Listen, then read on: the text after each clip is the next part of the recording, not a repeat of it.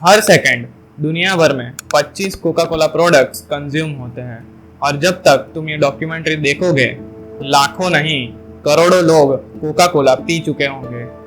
आज ये सिर्फ एक कोल्ड ड्रिंक ब्रांड नहीं, दुनिया की सबसे रिकॉग्नाइजेबल ब्रांड्स में से एक है।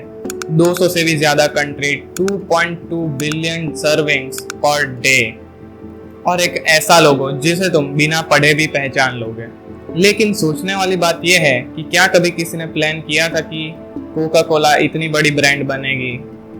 बिल्कुल नहीं। एक्चुअली ये स्टोरी शुरू ही होती है एक फेलियर से और उस फेलियर का नाम था जॉन पेम्बरटन। अगर तुम उससे 1886 में मिलते तो ना तुम्हें कोई सक्सेसफुल बिजनेसमैन मिलता, ना तो कोई बिलियनर।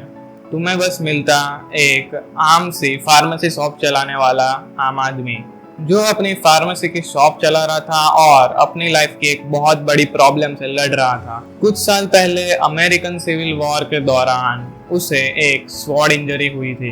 पेन इतना ज्यादा था कि डॉक्टर्स ने उसे मॉर्फाइन देना शुरू कर दिया था। उस वक्त मॉर्फाइन को एक मिरेकल पेन किलर कहा जाता था, लेकिन उसका एक साइड इफेक्ट भी था, एडिक्शन। और धीरे धीरे पेम्बरटन उसका एडिक्ट बन गया। अब यहाँ एक इंटरेस्टिंग बात आती है, अगर ये एडिक्शन होती ही नहीं तो शायद कोका कोला कभी एग्जिस्ट ही नहीं करती, क्योंकि इसी एडिक्शन से छुटकारा पाने के लिए पेम्बरटन ने एक्सपेरिमेंट शुरू किए। उसका आइडिया एकदम सिंपल था, क्या एक ऐसी ड्रिंक बनाई जा सकती है जो लोगों को बेटर फील कराए। उस वक्त अमेरिका में मेडिकल टॉनिक्स का ट्रेंड चल रहा था। लोग फार्मासिस्ट में सिर्फ मेडिसिन लेने नहीं जाते थे, वो एक स्पेशल ड्रिंक पीने भी जाते थे। हर फार्मासिस्ट अपना एक फॉर्मूला बनाता था। वो क्लेम करते थे कि उनकी ड्रिंक एनर्जी देगी, स्ट्रेस फ्री करेगी और हेल्थ इंप्रूव करेगी। और इसी रेस में पेम्बरटन भी अपनी एक परफेक्ट रेसिपी ढूंढ रहा था। महीनों तक वो अपने इंग्रेडिएंट्स ही बदलता रहा, कभी टेस्ट खराब, कभी सिरप कड़वा, कभी फॉर्मूला फेल, कभी ज्यादा मीठा। लेकिन एक बार उसे लगा कि शायद रेसिपी इस बार काम कर गई। 8 में 1886 अटलांटा जैकब्स फार्मेसी, इसी काउंटर पर पहली बार एक ड्रिंक सर्व की गई। उस ड्रिंक का प्राइस था सिर्फ 5 सेंट्स और उस ड्रिंक का नाम था कोका कोला। अगर ये एक हॉलीवुड मूवी होती तो शायद कस्टमर्स लाइन में लग जाते और ये कंपनी ओवरनाइट हिट बन जाती, लेकिन रियलिटी बिल्कुल उससे ऑपोजिट थी। जो अगले कुछ महीने में हुआ उसने पेम्बरटन का सपना लगभग खत्म ही कर दिया। अगर तुम सोच रहे हो कि कोका कोला लॉन्च होते ही हिट हो गई होगी तो जवाब है बिल्कुल नहीं। एक्चुअली कोका कोला की स्टोरी सक्सेस से नहीं, फेलियर से शुरू होती है। जैकब्स फार्मेसी में ड्रिंक तो लॉन्च हो गई थी, लेकिन कस्टमर आते ही नहीं थे। पूरे दिन में सिर्फ 9 ग्लास ही बिकते थे, बस 9 ग्लास। सोचो, महीनों तक बस एक्सपेरिमेंट्स करो, रेसिपी बनाओ, पैसे लगाओ और पूरे दिन के बस 9 ही कस्टमर्स। आज कोका कोला कंपनी के ड्रिंक्स पूरे दिन में 2.2 बिलियन सर्विंग्स करते हैं और उस टाइम में पूरे दिन में सिर्फ 9 सर्विंग्स। अगर ये नंबर्स तुम्हें शॉकिंग लग रहे हैं तो ये सुनो, पूरे साल में कोका कोला की सेल हुई थी सिर्फ $50 और मार्केटिंग का खर्चा हुआ था $70। मतलब पहले ही साल से कोका कोला लॉस में चल रही थी। अब यहाँ एक इंटरेस्टिंग क्वेश्चन आता है कि प्रोडक्ट इतना ही फेल हो रहा था तो कंपनी बंद क्यों नहीं हुई? क्योंकि कभी कभी एक प्रोडक्ट को सक्सेसफुल होने के लिए इन्वेंटर की नहीं, बिजनेसमैन की जरूरत होती है। लेकिन उस बिजनेसमैन के आने से पहले एक और ट्रेजेडी होने वाली थी। पेम्बरटन की हेल्थ हर दिन खराब होती जा रही थी। मॉर्फाइन एडिक्शन, फाइनेंशियल प्रॉब्लम्स, सब ने मिलकर उसे तोड़ दिया। 1888 सिर्फ 2 साल बाद पेम्बरटन की डेथ हो गई। वो सिर्फ 57 इयर्स के थे और शायद ये कोका कोला की हिस्ट्री का सबसे इमोशनल मोमेंट था। जिस इंसान ने कोका कोला कंपनी बनाई, उस इंसान ने कभी कंपनी को सक्सेसफुल होते हुए ही नहीं देखा। ना आइकॉनिक बोतल, ना टीवी एडवर्टाइजमेंट्स, ना कोई $1 मिलियन कंपनी। उसके लिए कोका कोला सिर्फ एक फेल्ड एक्सपेरिमेंट बनकर रह गया। लेकिन स्टोरी यहाँ से खत्म नहीं होती, एक्चुअली यहीं से शुरू होती है। पेम्बरटन के जाने के बाद कंपनी के राइट्स अलग अलग लोगों के पास चले गए और उस वक्त एक आदमी बिना किसी शोर के सब कुछ देख रहा था। उसने कोका कोला का टेस्ट नहीं देखा, उसने उसका फ्यूचर देखा।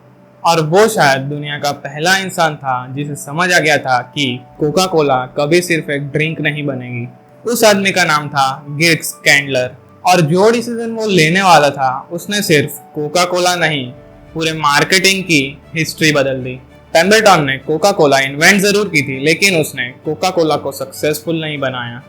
और शायद यही स्टोरी का सबसे इंटरेस्टिंग पार्ट है, क्योंकि हर ग्रेट कंपनी के पीछे दो लोग होते हैं, एक जो प्रोडक्ट बनाता है और दूसरा जो दुनिया को कन्विंस करता है कि प्रोडक्ट खरीदना चाहिए। कोका कोला के लिए वो दूसरा इंसान था गिर्क्स कैंडलर। प्रोफेशन से वो भी फार्मासिस्ट था, लेकिन उसकी सोच बिल्कुल बिजनेसमैन वाली थी।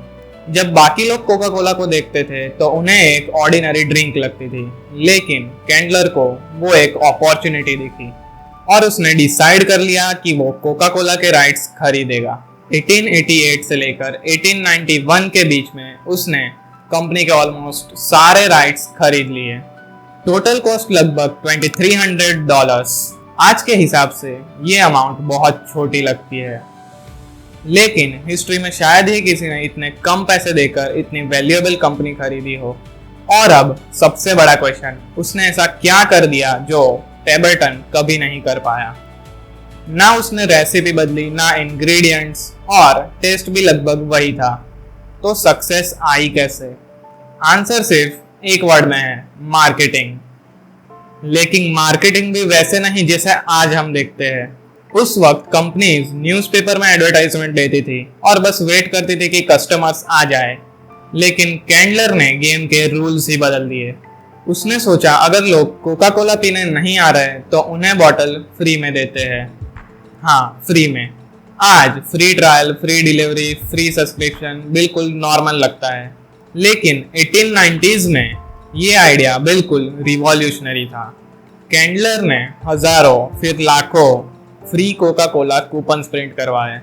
बस कूपन लेकर फार्मेसी में जाओ और एक कोका कोला बिल्कुल फ्री। अब इमेजिन करो, तुमने कभी कोका कोला टेस्ट ही नहीं की और तुम्हें कोई बोले कि फ्री में ट्राई कर लो, तो मना करने का कोई रीजन ही नहीं रहता। और एग्जैक्टली वही हुआ। लोगों ने कोका कोला ट्राई करना शुरू किया और एक बार ट्राई करने के बाद लोग वापस आने लगे। यहाँ से कैंडलर को समझ आ गया कि सबसे मुश्किल चीज प्रोडक्ट को बेचना नहीं है, सबसे मुश्किल चीज है प्रोडक्ट को पहली बार ट्राई करवाना। और ये लेसन आज भी स्टार्टअप्स फॉलो करते हैं, नेटफ्लिक्स, अमेजॉन, स्पॉटिफाई वगैरह। लेकिन फ्री कूपन सिर्फ शुरुआत थी, अभी असली गेम शुरू होने वाला था। कैंडलर चाहता था कि कोका कोला सिर्फ एक ड्रिंक ना रहे, वो चाहता था कि कोका कोला हर जगह दिखे। और उसने एग्जैक्टली वही किया। अमेरिका की दीवारों पर, रेलवे स्टेशन पर, कैलेंडर्स पर, फार्मेसी के बोर्ड्स पर, हर जगह सिर्फ एक ही नाम, कोका कोला। सोचो, ना इंटरनेट, ना टीवी, ना मोबाइल, ना सोशल मीडिया, फिर भी एक ब्रांड पूरे अमेरिका में दिख रही थी। और कोका कोला अब हर जगह दिखने लगी, सेल्स बढ़ने लगी और ब्रांड ग्रो करने लगा। लेकिन अब एक नई प्रॉब्लम सामने आ गई। चाहे कोका कोला कितनी ही फेमस हो जाए, पर अगर कस्टमर फार्मेसी तक ही नहीं पहुंच सकता तो कंपनी कभी पूरी दुनिया जीत नहीं सकती। और इसी प्रॉब्लम का सॉल्यूशन बिजनेस हिस्ट्री के सबसे फेमस डील्स में से एक था। 1900 के आसपास कोका कोला अमेरिका में फेमस होने लगी थी। लोग नाम पहचान रहे थे, सेल्स बढ़ रही थी, सब कुछ सही लग रहा था। एक प्रॉब्लम कंपनी को अभी भी रोक रही थी। सोचो, तुम कोका कोला पीना चाहते हो, लेकिन उसके लिए तुम्हें फार्मेसी तक जाना पड़ेगा, क्योंकि उस वक्त कोका कोला सिर्फ फाउंटेन ड्रिंक के रूप में मिलती थी। मतलब जितनी फार्मेसीज उतनी ही कोका कोला। और इसी वजह से कंपनी की ग्रोथ की भी एक लिमिट थी। इसी बीच 1899 में दो बिजनेसमैन थॉमस एंड व्हाइटहेड कैंडलर के पास आए। उन्होंने एक सिंपल सा प्रपोजल दिया, हम कोका कोला को बॉटल में भर के पूरे अमेरिका तक पहुंचाना चाहते हैं। आज ये आइडिया सुनने में बहुत ऑब्वियस लगता है, पर उस वक्त किसी ने इसके बारे में सोचा ही नहीं था।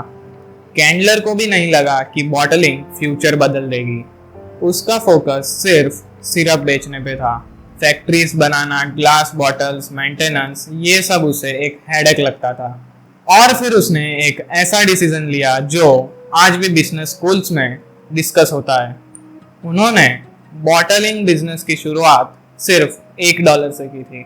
हाँ, सिर्फ $1। ये कोका कोला की सबसे बड़ी गलती थी या सबसे बड़ा मास्टर स्ट्रोक?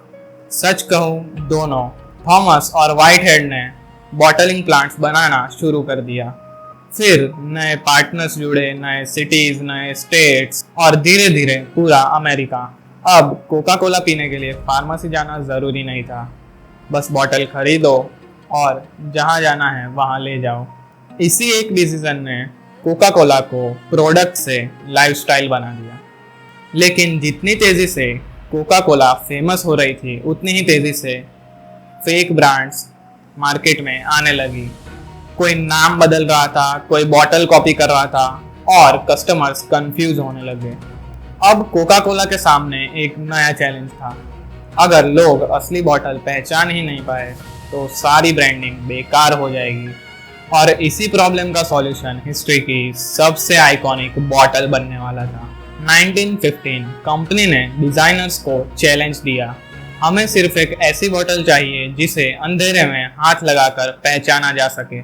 अगर वो टूट भी जाए तो उसके टुकड़े देखकर लोगों को पता चलना चाहिए कि ये कोका कोला की बॉटल है। ये सिर्फ एक बॉटल डिजाइन नहीं थी, ये ब्रांडिंग थी। और ये कंपटीशन जीता रूट ग्लास कंपनी ने।